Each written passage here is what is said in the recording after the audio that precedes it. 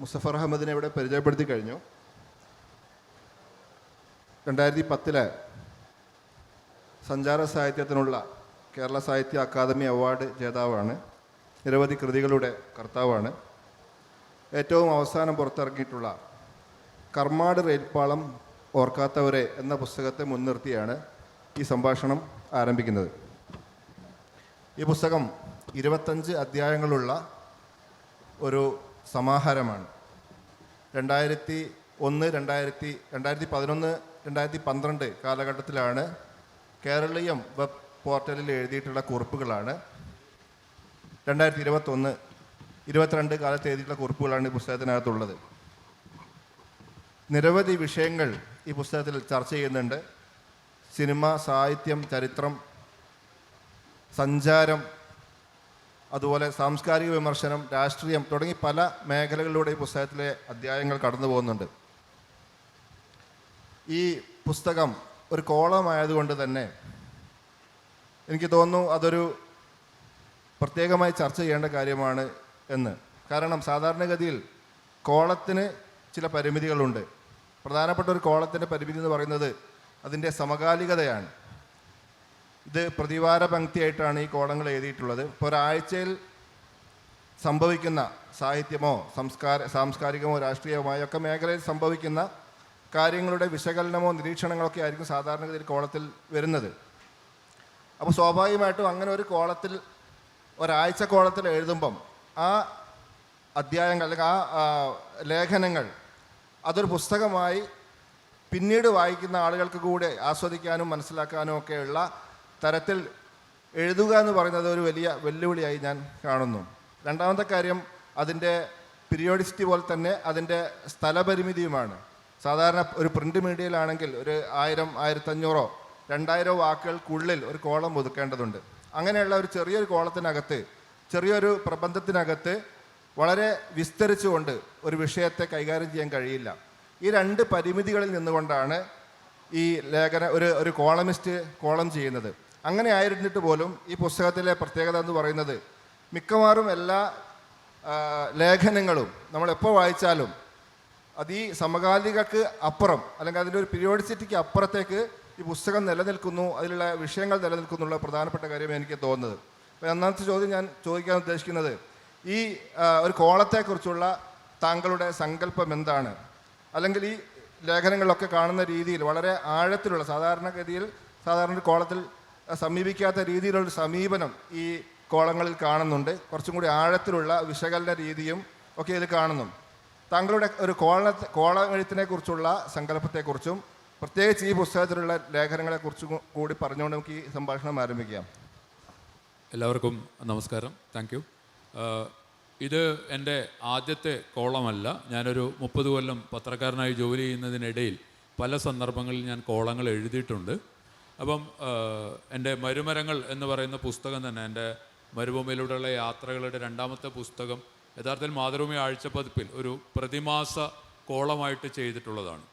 അപ്പോൾ ഇവിടെ ഈ കർമാടിനകത്ത് സംഭവിച്ചിട്ടുള്ളത് ഒന്ന്, ഈ കോവിഡ് കാലത്തിൻ്റെ ഒരു പശ്ചാത്തലത്തിൽ കൂടിയുള്ള ഒരു എഴുത്താണത്. ഇപ്പോൾ ഈ ലോങ് എസ്സേയ്സ് എന്ന് പറയുന്നത് നിലനിൽക്കുമോ ഇല്ലയോ, അല്ലെങ്കിൽ ലോങ് എസ്സേയ്സിന് പ്രസക്തി ഉണ്ടോ ഇല്ലയോ എന്നൊരു ചോദ്യം ഭയങ്കരമായിട്ട് വരുന്നൊരു സമയത്താണ് കോവിഡ് കാലത്തിൽ വീണ്ടും ലോങ് എസ്സേയ്സിന് പ്രസക്തി ഉണ്ട് എന്ന ഒരു കാര്യം വരുന്നത്. അതുകൊണ്ടും അതൊരു ഓൺലൈനിൽ, കേരളീയം മാസിക എന്ന് പറയുന്നൊരു ഓൺലൈൻ മാസികയിൽ എഴുതുന്നത് കൊണ്ടും സാധാരണഗതിയിലുള്ള ലെങ്ത്ത് ആയിരുന്നില്ല അതിനകത്ത് പ്രശ്നം. അതിൻ്റെ എഡിറ്റോറിയൽ ടീം മുന്നോട്ട് വെച്ച കാര്യമെന്ന് പറയുന്നത് നമ്മൾ എഴുതുന്ന ആശയം അതിൻ്റെ ഒരു പരമാവധി സമ്പൂർണ്ണതയിൽ എഴുതാൻ ശ്രമിക്കുക എന്നുള്ളതാണ്. അപ്പം ഓഫ് റോഡ് എന്നായിരുന്നു ഈ കോളത്തിൻ്റെ പേര്. ഈ ഓഫ് റോഡ് എന്ന സങ്കല്പം തന്നെ വന്നിട്ടുള്ളത് മരുഭൂമി യാത്രകളിൽ നിന്നാണ്. ഓഫ് റോഡുകളിലൂടെയാണ് മരുഭൂമിയിൽ യാത്ര ചെയ്യുന്നത്. പക്ഷേ ഇവിടെ നമ്മളുടെ കൾച്ചറിനെ കുറിച്ച്, നമ്മുടെ സംസ്കാരത്തെക്കുറിച്ച്, നമ്മുടെ രാഷ്ട്രീയത്തെക്കുറിച്ച് എല്ലാം തന്നെ അത്തരം കാര്യങ്ങളെക്കുറിച്ച് പൊതുവായി നിലനിൽക്കുന്ന സ്റ്റാറ്റസ് കോ മെയിൻറ്റെയിൻ ചെയ്യുന്ന, തൽസ്ഥിതി നിലനിർത്തുന്ന കാഴ്ചപ്പാടുകളാണ് നമുക്ക് പൊതുവെ ഉള്ളത്. അതല്ലാത്തൊരു വഴിയിലൂടെ പോയി എങ്ങനെ ഒരാശയത്തെ അല്ലെങ്കിൽ ഒരു സന്ദർഭത്തെ, ഒരു കാര്യത്തെ എങ്ങനെ അഭിസംബോധന ചെയ്യാം എന്നാണ് ഈ കോളത്തിലുള്ള ഈ പുസ്തകത്തിലുള്ള ലേഖനങ്ങൾ ശ്രമിച്ചിട്ടുള്ളത് എന്നാണ് എനിക്ക് തോന്നുന്നത്. ഇപ്പം മരുമരങ്ങൾക്ക് മുമ്പ് ഞാൻ പാസ്വേഡ് എന്ന് പറയുന്ന ഒരു കോളം ചെയ്തിരുന്നു. ഞാൻ സൗദിയിൽ ജോലി ചെയ്തിരുന്ന പത്രത്തിൽ. ഇപ്പോൾ ഇവിടെയല്ല, പാസ്വേഡൊക്കെ വളരെ ചെറിയ കോളമാണ്, 500 വാക്ക് 600 വാക്കൊക്കെ ഉള്ളൂ. പക്ഷേ ഇവിടെ ഇതിനകത്ത് ഇത് ശരിക്കും ലോങ് എസ്സേയുടെ രൂപത്തിൽ കോളം എഴുതാമോ, കോളം എഴുതിയാൽ വായനക്കാർ അതിനോട് എങ്ങനെ പ്രതികരിക്കും എന്നറിയാനും അത് മനസ്സിലാക്കാനും വേണ്ടി വളരെ കോൺഷ്യസായ സ്വതന്ത്രമായ ലേഖനങ്ങളായിട്ടാണ് ഇവ സങ്കല്പിച്ചിട്ടുള്ളത് ഈ കോളത്തിൽ. പിന്നെ പീരിയോഡിസിറ്റി, അതുപോലെ സമകാലികത എന്ന് പറയുന്നത് നമ്മളുടെ ഒരു പ്രോബ്ലമാണ്.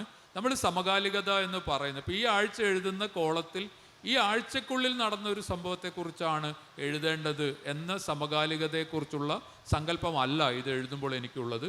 സമകാലികത എന്ന് പറയുന്നത് പാസ്റ്റിനെയും പ്രസൻറ്റിനെയും ഫ്യൂച്ചറിനെയും ബ്രിഡ്ജ് ചെയ്യാൻ കഴിയുന്ന ഒരു കാലസങ്കല്പമാണ് എന്നതുകൊണ്ടാണ് ഇതിലെ പല ലേഖനങ്ങൾക്കും ഇന്നും ഒരു കണ്ടംപററിനെസ് ഉണ്ട് എന്ന് നിങ്ങൾ പറഞ്ഞല്ലോ. ആ കണ്ടംപററിനെസ് എന്ന് പറയുന്നത് നമുക്ക് സമകാലികതയെക്കുറിച്ചുള്ള ഒരു സങ്കല്പമല്ല യഥാർത്ഥത്തിൽ സമകാലികത എന്ന് പറയുന്നത്. അത് സമകാലികതയായി നമ്മിൽ പ്രവർത്തിക്കുമ്പോൾ ഈ പുസ്തകത്തിൽ നേർക്കുനേരെ രാഷ്ട്രീയമായ വിഷയങ്ങൾ കാര്യമായി ചർച്ച ചെയ്യുന്നില്ല. അതേസമയം ഈ പുസ്തകത്തിനകത്തുള്ള ഓരോ ലേഖനത്തിലും കൃത്യമായ സൂക്ഷ്മമായ ഒരു രാഷ്ട്രീയം പ്രവർത്തിക്കുന്നതായി നമുക്ക് മനസ്സിലാക്കാൻ സാധിക്കും.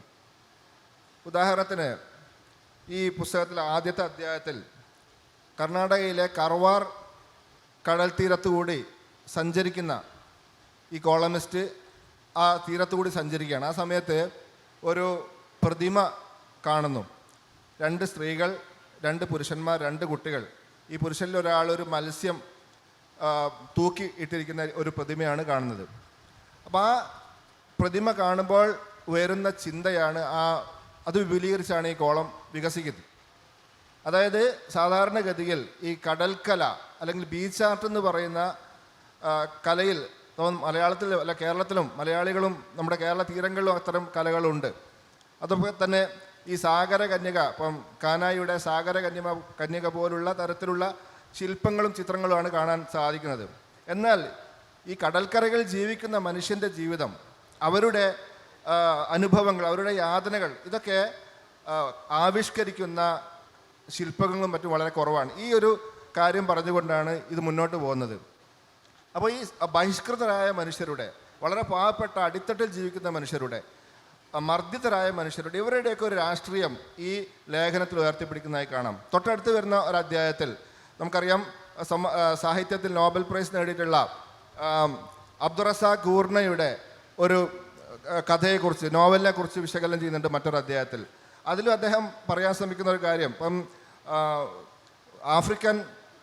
ആഫ്രിക്കക്കാരനായിട്ടുള്ള അദ്ദേഹം കേരളത്തിൻ്റെ ആയിട്ടുള്ള ഒരു കണക്ടിവിറ്റിയെക്കുറിച്ചാണ് അദ്ദേഹം അതിൽ പറയുന്നത്. എന്നാൽ കേരളത്തിലും അദ്ദേഹത്തിൻ്റെ നാട്ടിലും ഉള്ള ചില രൂപകങ്ങളെ അദ്ദേഹം അവതരിപ്പിക്കുന്നു. എങ്ങനെയാണ് ഈ ഒരേപോലുള്ള അനുഭവങ്ങൾ ഇത്രയും വിദൂര ദേശങ്ങളിൽ ഉണ്ടാകുന്നത്? ഈ കാര്യം സൂചിപ്പിച്ചു. ഇതൊരു ത്രെഡായി എടുത്തുകൊണ്ട് കോളമിസ്റ്റ് സൂചിപ്പിക്കുന്നത് നമ്മുടെ അതായത് ഇന്ത്യൻ മഹാസമുദ്രത്തിൻ്റെ അടിസ്ഥാനത്തിൽ, ഇന്ത്യൻ മഹാസമുദ്രത്തിലുള്ള യാത്രയിലൂടെ ഉണ്ടായിട്ടുള്ള ആദാന പ്രദാനങ്ങളെക്കുറിച്ചാണ്, സാംസ്കാരിക വിനിമയങ്ങളെക്കുറിച്ചാണ്. ഇപ്പോഴാണ് ഇത് കൂടുതൽ പഠിക്കപ്പെടുന്നത്. അപ്പം അതിലൂടെ പറയാൻ ശ്രമിക്കുന്ന ഒരു കാര്യം, ഇപ്പോൾ യൂറോ സെൻട്രിക് ആയിട്ടുള്ള ഒരു ലോകസങ്കല്പത്തിൽ ഉപരിയായിക്കൊണ്ട് മറ്റൊരു ലോകസങ്കല്പം സാധ്യമാണ് എന്നും, സത്യത്തിൽ ഈ കൂർണയുടെ കഥകളിലും മറ്റൊക്കെ അത്തരം ഒരു സാധ്യതയുണ്ട് എന്നുമാണ് പറഞ്ഞു വെക്കുന്നത്. വേറൊരു രീതിയിൽ പറഞ്ഞാൽ കുറച്ചുകൂടി ഇപ്പോൾ ഇന്നത്തെ കാലത്ത് ഈ ഡീകൊളോണൈസേഷൻ രീതിയിലുള്ള അതിനെ ചുവട് പിടിച്ചുകൊണ്ടൊക്കെയുള്ള വിമർശനങ്ങൾ, സാഹിത്യ വിമർശനങ്ങൾ, സാംസ്കാരിക വിമർശനങ്ങളൊക്കെ നടക്കുന്നുണ്ട്. അപ്പോൾ ആ ഒരു രാഷ്ട്രീയം അതിൽ കാണാൻ സാധിക്കും. ചുരുക്കി പറഞ്ഞാൽ ബഹിഷ്കൃതരുടെ രാഷ്ട്രീയം, അവഗണിക്കപ്പെട്ട മനുഷ്യരുടെ രാഷ്ട്രീയം, ഇങ്ങനെയൊക്കെയുള്ള ഒരു രാഷ്ട്രീയമായ ചായ്വാണ് സൂക്ഷ്മമായി ഈ ലേഖനങ്ങൾ ഉയർത്തിപ്പിടിക്കുന്നതെന്ന് തോന്നുന്നു. ഗുർണയുടെ കാര്യം പറഞ്ഞുകൊണ്ട്, ഗുർണ ഈസ്റ്റേൺ ആഫ്രിക്കയിൽ നിന്നുള്ള ഒരാളാണ്. ഗുർണയുടെ നോവലുകൾ വായിക്കുമ്പോൾ നമുക്ക് മലബാർ മുസ്ലിം ജീവിതത്തെക്കുറിച്ച് എഴുതിയ നോവലുകളാണ് അവ എന്ന് തോന്നിപ്പോകാം. സുൽത്താൻ വീടൊക്കെ വായിച്ചിട്ടുണ്ടെങ്കിൽ നമുക്ക് ഗുർണയുടെ നോവലിൻ്റെ ആ കണക്ഷൻ സമാനതകൾ കാണാൻ വേണ്ടി സാധിക്കും. ആ സമാനതകളെക്കുറിച്ചാണ് ഞാൻ ആ ലേഖനത്തിൽ കാണിക്കാൻ. അതോടൊപ്പം നമ്മൾ മനസ്സിലാക്കേണ്ട ഒരു കാര്യം, അത് സമീപകാലത്ത് നമ്മളുടെ ചരിത്രകാരന്മാർ കൊണ്ടുവന്നിട്ടുള്ള, ദിലീപ് മേനോനെ പോലെയൊക്കെയുള്ള ചരിത്രകാരന്മാർ കൊണ്ടുവന്നിട്ടുള്ള ഒരു സങ്കല്പം, നമ്മൾ കേരളീയർ കേരളത്തെ കാണുന്നത്, കേരളം എന്ന സ്ഥലത്തെ കാണുന്നത് ഒരു ഇതൊരു കരപ്രദേശമാണ്, കരയുടെ കഥയായി, കരയുടെ ചരിത്രമായാണ് നാം കേരളത്തിൻ്റെ ചരിത്രത്തെ കാണുന്നത്.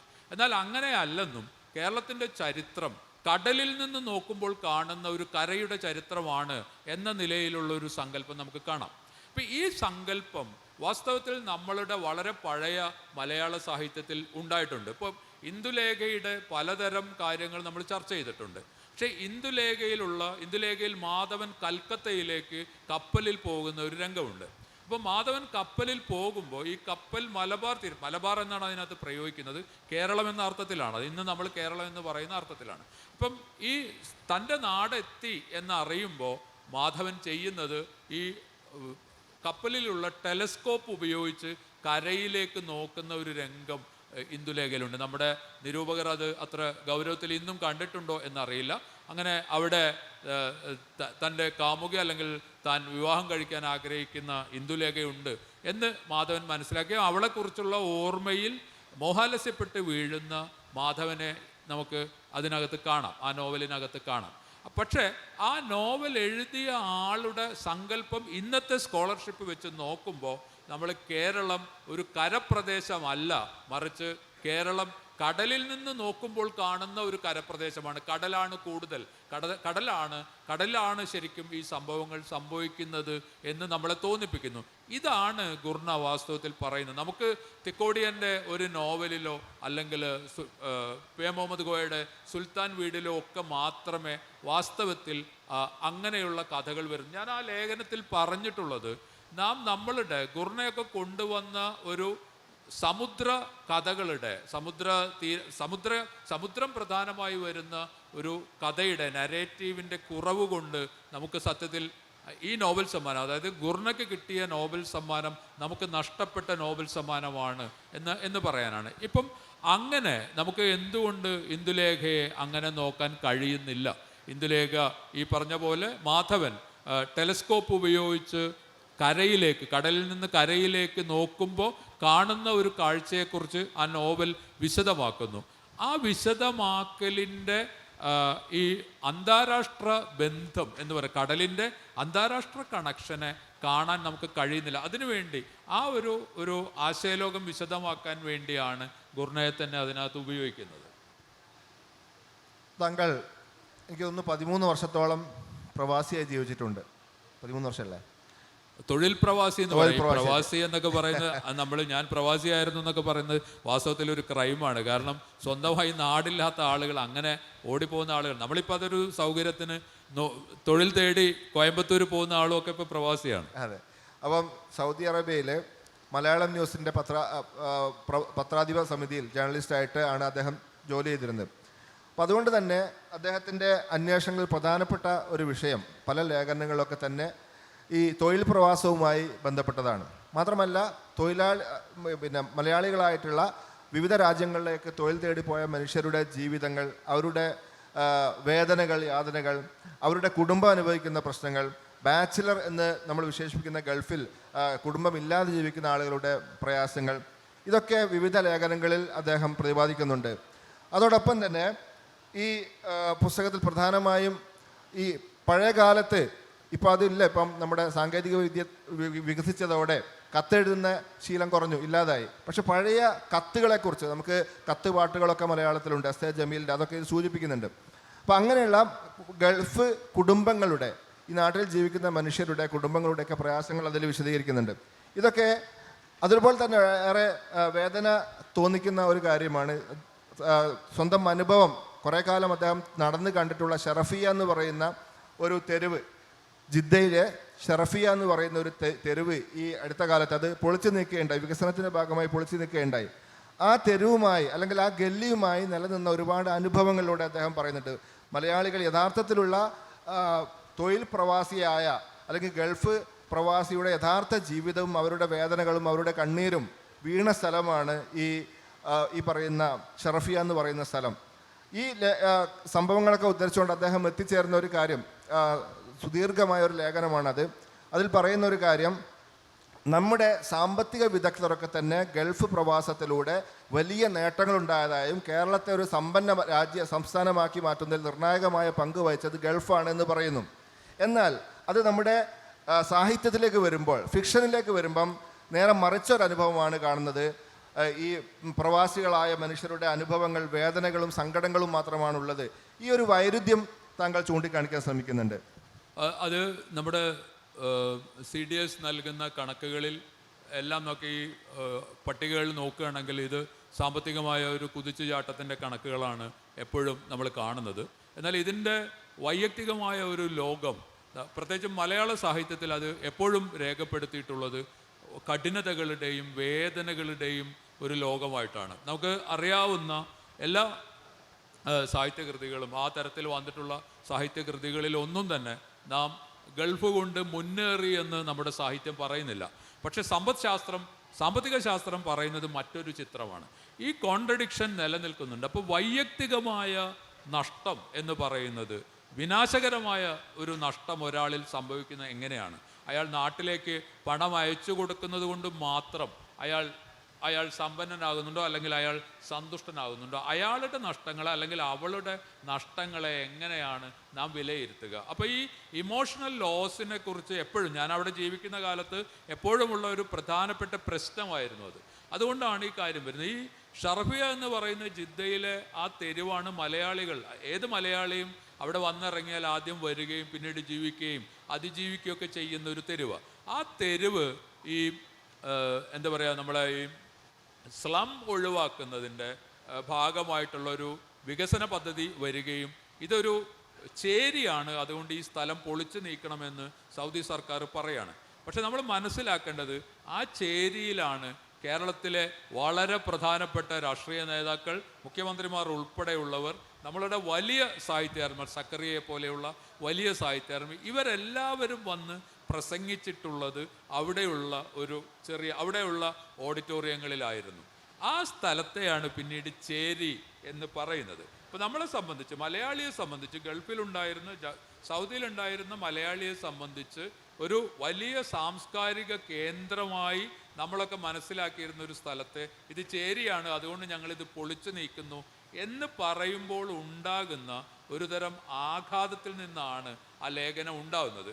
അത് ശരിക്കും മറ്റൊരു വളരെ രസകരമായ ഒരു കാര്യം, ഞങ്ങളൊക്കെ സൗദിയിലുള്ള കാലത്ത് അവിടെ ഈ സാംസ്കാരിക പരിപാടികളെല്ലാം നടക്കുന്നത് സാധാരണഗതിയിൽ ഒരു മലയാളിയുടെ ഉടമസ്ഥതയിലുള്ള ഒരു ഹോസ്പിറ്റൽ ഉണ്ടാകും. ആ ഹോസ്പിറ്റലിന് ഒരു ചെറിയ ഓഡിറ്റോറിയം ഉണ്ടാവും. ആ ഓഡിറ്റോറിയത്തിലാണ് ഈ പരിപാടികൾ നടക്കാറുള്ളത്. അതുകൊണ്ട് ഞങ്ങൾ അവിടെ നടക്കുന്ന സാംസ്കാരിക പരിപാടികളെയെല്ലാം കൾച്ചറൽ ട്രീറ്റ്മെൻറ്റ് എന്ന് തമാശയ്ക്കും കാര്യമായിട്ടും പറയാം. കാരണം താഴെ ആശുപത്രിയിൽ രോഗികളെ ചികിത്സിക്കുകയും മുകളിൽ നമ്മൾ സംസ്കാരത്തെക്കുറിച്ചോ രാഷ്ട്രീയത്തെക്കുറിച്ചോ ഒക്കെ സംസാരിക്കുകയും ചെയ്യുന്നുണ്ടാവും. അപ്പോൾ ഇതെല്ലാം നടന്ന സ്ഥലത്തെ ഒരു ദിവസം പറയുകയാണ്, അവിടുത്തെ സർക്കാർ പറയുകയാണ്, ഇത് ചേരിയാണ്, ഇത് നിങ്ങൾ പറയുന്ന മാതിരി നിങ്ങളുടെ സംസ്കാരം എന്നുള്ള സ്ഥലമൊന്നുമല്ല, ഇത് ചേരിയാണ്, ഞങ്ങളിത് പൊളിക്കുകയാണെന്ന് പറയുകയും ഒരു തലക്കെന്ന് ബുൾഡോസർ വന്നിട്ട് JCBs വന്നിട്ട് ഇതങ്ങ് പൊളിക്കുകയും ചെയ്യുകയാണ്. അതിൻ്റെ ഒരു കൾച്ചറൽ ഷോക്ക് എന്നാണ് ആ ലേഖനം ഉണ്ടാവുന്നത്. ഈ പുസ്തകത്തിലെ പല ലേഖനങ്ങളിലും ഈ ചരിത്രത്തിൻ്റെ തമസ്കരണത്തെക്കുറിച്ചുള്ള സൂചനകൾ കാണാം. ഇപ്പോൾ ഒരു ഉദാഹരണം എടുക്കുകയാണെങ്കിൽ, താങ്കൾ അന്തമാനിലെ ഒന്നിലേറെ തവണ സന്ദർശിച്ചിട്ടുണ്ട്. അതുമായൊരു വൈകാരിക ബന്ധം കൂടിയുണ്ട്. കാരണം താങ്കളുടെ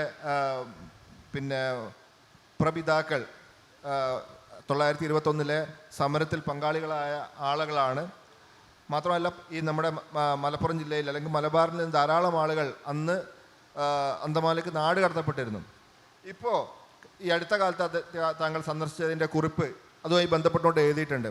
അപ്പോൾ അതിൽ പറയുന്ന ഒരു കാര്യം, ഈ ദീർഘകാലം, അതായത് നമ്മുടെ രാജ്യത്തിൻ്റെ സ്വാതന്ത്ര്യത്തിന് വേണ്ടി പ്രവർത്തിച്ച, സമരം ചെയ്ത, നാട് കടത്തപ്പെട്ട ആളുകളെ സർക്കാർ രേഖകളിലൊക്കെ ഉണ്ടായിരുന്നത് മാപ്പിള വിദ്രോഹി എന്നൊരു പദത്തിലായിരുന്നു.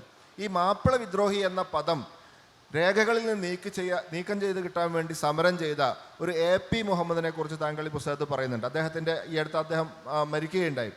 അതുമാത്രമല്ല, നമ്മുടെ ചരിത്രത്തിൽ അതുപോലെ തന്നെ സാഹിത്യത്തിലും ഫിക്ഷനിലും ഈ മലബാറുമായി ബന്ധപ്പെട്ടിട്ടുള്ള മലബാർ സമരവുമായി ബന്ധപ്പെട്ടിട്ടുള്ള പ്രത്യേകിച്ചും ഇത്തരത്തിൽ അന്തമാനിലേക്ക് ഉള്ള നാടുകടത്തലുമായി ബന്ധപ്പെട്ടിട്ടുള്ള കാര്യങ്ങൾ വേണ്ടത്ര രേഖപ്പെടുത്തിയിട്ടില്ല എന്ന ഒരു സൂചന കൂടി നമുക്കതിലൊക്കെ വായിച്ചെടുക്കാൻ വേണ്ടി സാധിക്കും. സത്യത്തിൽ മറ്റൊരു ലേഖനത്തിൽ ഇപ്പം ഗംഗാധരൻ മാഷ് മരിച്ച സമയത്ത്, ചരിത്രകാരനായ ഡോക്ടർ എം ഗംഗാധരൻ മരിച്ച സമയത്ത് എഴുതിയിട്ടുള്ള ഒരു കുറിപ്പിലും ഇത്തരമൊരു വിമർശനം താങ്കൾ ഉന്നയിക്കുന്നുണ്ട്. അതായത് ഏത് സ്ഥലത്താണ് ഈ മലബാർ സമരത്തെ യഥാർത്ഥത്തിൽ സ്ഥാനപ്പെടുത്തേണ്ടത്, എവിടെയാണ്, അല്ലെങ്കിൽ അതിലുള്ളൊരു കൃത്യത, രാഷ്ട്രീയമായ വ്യക്തത കുറവുള്ള പോലെയുള്ള ചില സൂചനകൾ ആ ലേഖനത്തിലും കാണാൻ സാധിക്കുന്നുണ്ട്. ഇതിനെക്കുറിച്ചൊന്ന് വിശദീകരിക്കാമോ? എം ഗംഗാധരൻ മാഷെ ഞാൻ വളരെ ചെറിയ പ്രായത്തിൽ ഒരു പ്രീ ഡിഗ്രിക്കൊക്കെ പഠിക്കുന്ന കാലത്താണ് ഞാൻ എം ഗംഗാധരൻ മാഷെ ആദ്യമായിട്ട് കാണാൻ വേണ്ടി പോകുന്നത് പരപ്പനങ്ങാടിയിൽ. അതിൻ്റെ പ്രധാന കാരണം എൻ്റെ മരിച്ചുപോയ, ഞാൻ കണ്ടിട്ടില്ലാത്ത, എൻ്റെ ഉപ്പാക്ക് 12 വയസ്സുള്ളപ്പോൾ മരിച്ചുപോയ എൻ്റെ ഗ്രാൻഡ് ഫാദർ ബെല്ലാരി ജയിലിൽ മലബാർ കലാപവുമായി ബന്ധപ്പെട്ട് കിടന്നിട്ടുണ്ട്. അപ്പം എന്നോട് ഒരാൾ പറഞ്ഞത്, അന്നത്തെ ബ്രിട്ടീഷ് രേഖകളിൽ ഈ പ്രിസണേഴ്സിൻ്റെ ഫോട്ടോ പതിക്കുന്ന ഒരു പരിപാടി ഉണ്ടായിരുന്നു. ഒരു പക്ഷേ ബെല്ലാരി ജയിൽ റെക്കോർഡ്സിലോ അല്ലെങ്കിൽ അത്തരം സ്ഥലങ്ങളിൽ ഒരു പക്ഷേ പോയാൽ, അപ്പം ഞങ്ങൾ ആരും തന്നെ ഈ ഗ്രാൻഡ് ഫാദറിൻ്റെ ഫോട്ടോഗ്രാഫ് കണ്ടിട്ടില്ല. അദ്ദേഹം എങ്ങനെയായിരുന്നു ഞങ്ങൾക്ക് അറിഞ്ഞുകൂടാ. അപ്പോൾ ആ പടം എങ്ങനെ കിട്ടുമെന്ന് അന്വേഷിക്കാൻ വേണ്ടി ഞാൻ ശ്രമിക്കുമ്പോൾ, ചെറിയ പ്രായമാണ്, അന്നാണ് എന്നോട് ഒരാൾ പറഞ്ഞത്, ഇതിനെക്കുറിച്ച് പഠിക്കുന്ന, ഇതിനെക്കുറിച്ച് ഗവേഷണം ചെയ്യുന്ന ഒരാൾ പരപ്പനങ്ങാടിയുണ്ട്, ഡോക്ടർ എം ഗംഗാധരൻ എന്നാണ് അദ്ദേഹം, അല്ല അന്ന് ഡോക്ടറായിട്ടില്ല, എം ഗംഗാധരൻ എന്നാണ് അദ്ദേഹത്തിൻ്റെ പേര്, അദ്ദേഹത്തെ പോയി കണ്ടാൽ മതി. അങ്ങനെ എൻ്റെ ഗ്രാൻഡ് ഫാദറിൻ്റെ പടം കിട്ടുമോ എന്ന് അന്വേഷിച്ചുകൊണ്ടാണ് ഞാൻ ഗംഗാധരൻ മാഷടുത്ത് പോകുന്നത്. സത്യത്തിൽ മലബാർ കലാപത്തെക്കുറിച്ചുള്ള ഇന്ന് മലബാർ സമരം, ഈ കലാപം ഒരു മോശം വാക്കാണെന്ന് പലരും വിചാരിക്കുന്നു. ഞാൻ കലാപമാണ് ഏറ്റവും നല്ല വാക്കെന്നാണ് ഞാൻ വിചാരിക്കുന്നത്. അതിനെ ഈ സമരം എന്നൊക്കെ വിളിക്കേണ്ടതില്ല, അത് ഇറ്റ്സ് റെബലിയൻ എന്ന് പറയുന്നതാണ് അതിൻ്റെ ഒരു ത്രഷോൾഡ് എന്ന് പറയുന്നത്. അപ്പം അതൊരു ഭാഷാപരമായ കാര്യം. അപ്പം അങ്ങനെയുള്ളൊരു കാലത്ത് ഗംഗാധരൻ മാഷിൽ നിന്ന് ആരംഭിക്കുകയും ഗംഗാധരൻ മാഷിക്ക് ഈ കാര്യത്തിൽ പല മാറി വന്ന പൊസിഷൻസ് ഉണ്ടാവുകയും, ഈ പൊസിഷൻ ഉണ്ടാകുന്ന സമയത്തെല്ലാം ഗംഗാധരൻ മാഷുമായിട്ട് ഏറ്റവും സൗഹാർദ്ദപൂർവ്വം സംഭാഷണത്തിൽ ഏർപ്പെടാൻ എനിക്ക് കഴിയുമായിരുന്നു. കാരണം മാഷ അതിനുള്ള സ്വാതന്ത്ര്യം എനിക്ക് തരുമായിരുന്നു. പക്ഷേ പിന്നീട് നമ്മൾ കാണുന്നത്, പിന്നെ ഇതിൻ്റെ ഒരു 100-ാം വർഷമൊക്കെ വരുന്ന സമയത്ത് ഇത് കൂടുതൽ കോംപ്ലിക്കേറ്റഡ് ആയിട്ട് മാറുന്ന ഒരു കാഴ്ചയാണ് നമ്മൾ കാണുന്നത്. അപ്പോൾ ഇതിൻ്റെ ഒരു യാഥാർത്ഥ്യം എന്തായിരിക്കാം, അല്ലെങ്കിൽ ഇതിലെ വസ്തുതകൾ എന്തായിരിക്കാം എന്ന് അറിയാനുള്ള ഒരു ജാഗ്രത ഇന്നും എനിക്കുണ്ട്. ഇപ്പോൾ ഷുമൈസിൻ്റെ ഇപ്പോൾ ഇവിടെ ഇറങ്ങിയിട്ടുള്ള, ഈ അടുത്ത ദിവസം ഇറങ്ങിയിട്ടുള്ള പുസ്തകം, മലബാർ കലാപത്തെക്കുറിച്ചുള്ള പുസ്തകം ഞാൻ വായിക്കുന്നുണ്ട്. അപ്പം ഈ അതിനിടയിൽ ഉള്ള മനുഷ്യരുടെ, അതായത് ഇവർ നമ്മുടെ വാഗൺ കൂട്ടക്കൊലയിൽ കൊല്ലപ്പെട്ട മനുഷ്യരെ പോലും സ്വാതന്ത്ര്യ സമര സേനാനികളായി കാണാൻ കഴിയില്ല എങ്കിൽ ആരായിരിക്കും സ്വാതന്ത്ര്യ സമര സേനാനി എന്ന വളരെ ആ തരത്തിൽ വളരെ ഇൻട്രിഗേറ്റ് ആയിട്ട് എനിക്ക് തോന്നിയിട്ടുള്ള ഒരു ചോദ്യം ഉന്നയിക്കാനാണ് ഞാൻ ഈ ലേഖനങ്ങളിൽ ശ്രമിച്ചിട്ടുള്ളത്. നമ്മുടെ സമയം ഏതാണ്ട് അവസാനിക്കുകയാണ്. ഒരു ചോദ്യം കൂടി ചോദിക്കാം. ഇന്നലത്തെ പത്രത്തിൽ, ഹിന്ദു പത്രത്തിലും മലയാള പത്രങ്ങളിലൊക്കെ ഒരു വാർത്ത നിങ്ങൾ ശ്രദ്ധിച്ചിട്ടുണ്ടാവും. MF ഹുസൈൻ്റെ ചിത്രങ്ങൾ ഡൽഹിയിലുള്ള ഒരു മ്യൂസിയത്തിൽ നിന്ന് എടുത്തു നീക്കണമെന്നാണ് കോടതി നിർദ്ദേശിച്ചിട്ടുള്ളത്. കാരണം ഇന്ത്യയിലെ ദൈവങ്ങളെ നഗ്നമായി ചിത്രീകരിച്ചു എന്നതിൻ്റെ പേരിലാണ് അത് എടുത്തു നീക്കാൻ വേണ്ടി ആവശ്യപ്പെട്ടിട്ടുള്ളത്. തങ്ങളുടെ ഒരു ലേഖനത്തിൽ വളരെ വിസ്തരിച്ചുകൊണ്ട് MF ഹുസൈൻ്റെ ചിത്രങ്ങളെക്കുറിച്ചും അദ്ദേഹം നിരന്തരം കോടതികൾ കയറി ഇറങ്ങാനിടയായ സാഹചര്യത്തെക്കുറിച്ചും അദ്ദേഹത്തെക്കുറിച്ച് എഴുതപ്പെട്ട ഒരു കഥയെക്കുറിച്ചൊക്കെ പറയുന്നുണ്ട്. ഇന്നത്തെ നമ്മൾ കടന്നു പോകുന്ന സാഹചര്യത്തെ അല്ലെങ്കിൽ രാഷ്ട്രീയ സന്ദർഭത്തെ വളരെ വിശദമായി വിമർശിക്കുന്ന ഒരു കുറിപ്പ് കൂടിയാണത്. അത് പറഞ്ഞുകൊണ്ട് ഈ സംഭാഷണം നമുക്കിവിടെ അവസാനിപ്പിച്ചിട്ട് നിങ്ങളുടെ ചോദ്യങ്ങളിലേക്ക് കിടക്കാം എന്ന് തോന്നുന്നു. MF ഹുസൈനുമായിട്ട് വ്യക്തിപരമായി അദ്ദേഹത്തെ കാണാനും പരിചയപ്പെടാനും അദ്ദേഹത്തിൻ്റെ ബോംബെയിലെ കഫ് പരേഡിൽ വീട്ടിൽ പോകാനൊക്കെ പഴയൊരു കാലത്ത് എനിക്ക് അവസരം കിട്ടി. അതിൻ്റെ കാരണം എന്താണെന്ന് വിചാരിച്ചാൽ, ഹുസൈൻ്റെ ഒരു മകനും ഞാനും പൂനെ ഫിലിം ഇൻസ്റ്റിറ്റ്യൂട്ടിൽ 2 മാസത്തെ ഒരു ചലച്ചിത്ര ആസ്വാദന കോഴ്സിൽ ഒന്നിച്ചുണ്ടായിരുന്നു, സഹപാഠികൾ എന്ന് വേണമെങ്കിൽ പറയാം. ആ സമയത്ത് അയാൾക്ക് മഞ്ഞപ്പിത്തം വന്നു. മകനെ കൂട്ടിക്കൊണ്ടുപോകാൻ വേണ്ടിയിട്ട് MF ഹുസൈൻ പൂനെ ക്യാമ്പസിൽ വരുമ്പോഴാണ് ഞാൻ അദ്ദേഹത്തെ കാണുന്നത്. അപ്പോൾ ഒരു പെരുന്നാൾ വരാൻ പോകുന്ന സമയമായിരുന്നു. അപ്പോൾ ക്യാമ്പസിലായതുകൊണ്ട് ഞാൻ ആദ്യമായിട്ട് പെരുന്നാളിന് വീട്ടിലില്ലാത്തൊരു സമയമായിരുന്നു. അപ്പോൾ ഞാൻ കുറച്ച് വിഷമിച്ച് നിൽക്കുന്നത് കണ്ടപ്പോൾ ഹുസൈനെ പരിചയപ്പെട്ടു. ഞാൻ കേരളത്തിൽ നിന്നാണെന്നൊക്കെ പറഞ്ഞു. അപ്പോൾ ഹുസൈൻ സാഹിബ് എന്നോട് ചോദിച്ചു, എന്താണ് ആകെ ഒരു മ്ലാനത, നീ ഒരു ചെറുപ്പക്കാരൻ പൂനെ ഫിലിം ഇൻസ്റ്റിറ്റ്യൂട്ടിലൊക്കെ വന്ന് വളരെ സന്തോഷത്തോടെയല്ലേ നീ നിൽക്കേണ്ടത്, എന്താ ഇത്ര വിഷമിച്ച് നിൽക്കണേ എന്ന് ചോദിച്ചപ്പോൾ ഞാൻ പറഞ്ഞു, നാളെയോ മറ്റന്നാളോ പെരുന്നാളാണ്, എനിക്ക് വീട്ടിൽ പോകാൻ കഴിയില്ല, ഞാൻ ഇവിടെയാണല്ലോ എന്ന് പറഞ്ഞു. അപ്പം അതൊന്നും അത്ര കാര്യമില്ല, നമ്മൾ എവിടെയാണോ ഉള്ളത് അവിടെയാണ് നമ്മളുടെ പെരുന്നാൾ, അത്രയല്ലേ ഉള്ളൂ എന്ന് പറയുകയും പുള്ളിയുടെ കയ്യിലെ ഒരു പേപ്പർ സ്ക്രോളിൽ നിന്നൊരു കടലാസ് എടുത്തിട്ട് അതിലൊരു ചന്ദ്രക്കല വരച്ച് ഒപ്പിട്ടിട്ട് എനിക്ക് തരികയും ചെയ്തു. അതെൻ്റെ നല്ല സ്വഭാവം കൊണ്ട് അതെൻ്റെ കയ്യിൽ നിന്ന് കളഞ്ഞും പോയി. അപ്പോൾ അതിനുശേഷം പലപ്പോഴായിട്ട് ഹുസൈനെ കാണുകയും അദ്ദേഹത്തെ സംസാരിക്കുകയും ബോംബെയിൽ വരുമ്പോൾ കഫ് പരേഡിൽ വീട്ടിൽ വരുമൊക്കെ അങ്ങനെയൊക്കെ ഉണ്ട്. ഇതിനെല്ലാം ശേഷം ഞാൻ സൗദിയിൽ ജോലി ചെയ്യുന്ന സമയത്താണ് അദ്ദേഹം ഈ ഹിന്ദു ദൈവങ്ങളെ ന്യൂഡായി വരച്ചു എന്ന് പറഞ്ഞതിൻ്റെ പേരിൽ ഇന്ത്യയിലെ എല്ലാ കോടതികളിൽ നിന്നും സമൻസുകൾ വരികയും ഇന്ത്യയിൽ നിൽക്കാൻ പറ്റാതെ ആവുകയും ഇന്ത്യ വിട്ട് ഓടിപ്പോവുകയും ഖത്തറിൽ ചെന്ന് തൻ്റെ ഇന്ത്യൻ പാസ്പോർട്ട് സറണ്ടർ ചെയ്യുകയും ഖത്തർ പൗരനായി മാറുകയൊക്കെ ചെയ്യുന്നത്. അപ്പോൾ ഇതിന് ശേഷം ഞാൻ ഹുസൈനെ അതുവരെയുള്ള വ്യക്തിബന്ധത്തിൻ്റെ തലത്തിൽ നിന്ന് മാറി ഹുസൈൻ എന്ന് പറയുന്ന ഒരു വലിയ ചിത്രകാരൻ്റെ പെയിൻറ്ററുടെ ഹിസ്റ്ററി പഠിക്കാൻ തുടങ്ങുക. അപ്പോഴാണ് അദ്ദേഹം ആദ്യമായി പങ്കെടുത്ത 60കളിൽ അദ്ദേഹം പങ്കെടുത്ത ബ്രസീലിലെ ഒരു ബിനാലെയെക്കുറിച്ചും ആ ബിനാലക്കാർ ഹുസൈൻ അയച്ചിട്ടുള്ള ടെലഗ്രാമുകൾ, ആ ടെലഗ്രാമുകളെല്ലാം അവരുടെ ആർക്കൈവിൽ നിന്ന് എനിക്ക് കിട്ടി. ആ ടെലഗ്രാമുകളിലൂടെ നോക്കുമ്പോഴാണ് ഇന്ത്യൻ ചിത്രകലയെ ലോകത്തെ അറിയിച്ച ഒരു ചിത്രകാരനായിരുന്നു ഹുസൈൻ എന്ന് നമുക്ക് മനസ്സിലാക്കുക. ആ ഹുസൈനെയാണ് നമ്മൾ തല്ലി ഓടിച്ചത്. ഇപ്പോൾ കഴിഞ്ഞ ദിവസം എന്ന് പറയുന്നത് ആ ചിത്രങ്ങൾ, ആ ഹിന്ദു ദേവതകളെ ന്യൂഡായി വരച്ച് എന്ന് പറയുന്ന ചിത്രങ്ങൾ ഡൽഹിയിലെ ഒരു ഗാലറിയിൽ പ്രദർശിപ്പിച്ചിരുന്നു. അവിടെ നിന്ന് അത് നീക്കം ചെയ്യണമെന്ന് പറഞ്ഞ ഒരാൾ കോടതിയെ സമീപിച്ചു. കോടതി അപ്പോൾ തന്നെ അത് നീക്കം ചെയ്യാൻ ആവശ്യപ്പെടുകയും ചെയ്തു. ഹുസൈൻ ഇപ്പം നമ്മുടെ നാട്ടിൽ പലരും ദാവൽക്കറൊക്കെ പോലുള്ള ആളുകൾ കൊല്ലപ്പെട്ടു. പക്ഷേ ഹുസൈൻ്റെ വിധി എന്തായിരുന്നു? ഹുസൈനെ പോലെ ഇത്രയും ഉയരത്തിൽ ചിത്രകലയുടെ ഇത്രയും ഉയരത്തിലെത്തിയ ഒരാളുടെ വിധി എന്തായിരുന്നു എന്ന് ഓർത്തുകൊണ്ടാണ് ഞാൻ ആ ലേഖനം വളരെ ജേർണലിസ്റ്റിക്കായിട്ട് അന്നത്തെ ആ ബിനാല, ഇന്നും ആ ബിനാല ഫൗണ്ടേഷൻ ഉണ്ട്, അവരുമായി കത്തിടപാടുകൾ, അതായത് ഇമെയിലിലൂടെ ബന്ധപ്പെട്ട് ആ പഴയ ടെലഗ്രാം കോപ്പികൾ മുഴുവൻ എടുത്താണ് ഞാൻ ആ ലേഖനം എഴുതിയിട്ടുള്ളത്.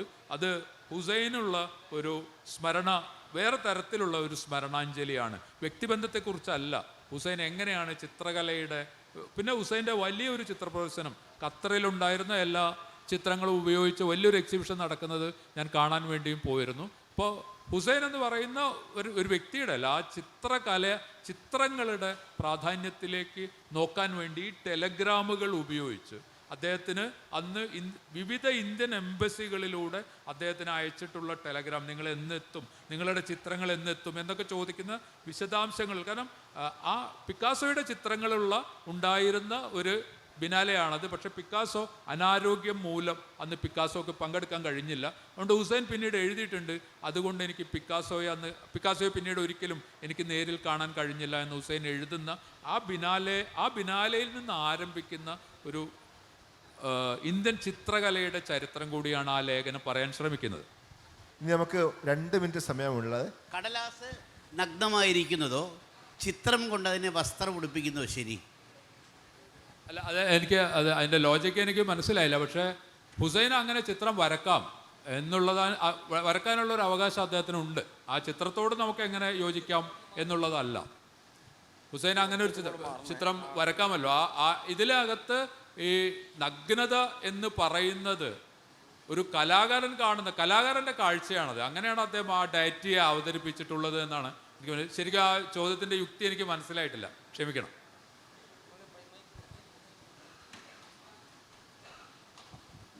നഗ്നതയുടെ പേരിലാണോ അദ്ദേഹത്തെ ഇപ്പൊ ഇകഴ്ത്തിയത്? അതെ, അദ്ദേഹം വസ്ത്രം ഒളിപ്പിക്കുക, ചിത്രം കൊണ്ട് വസ്ത്രം ഒളിപ്പിക്കുകയായിരുന്നല്ലോ അതിന്.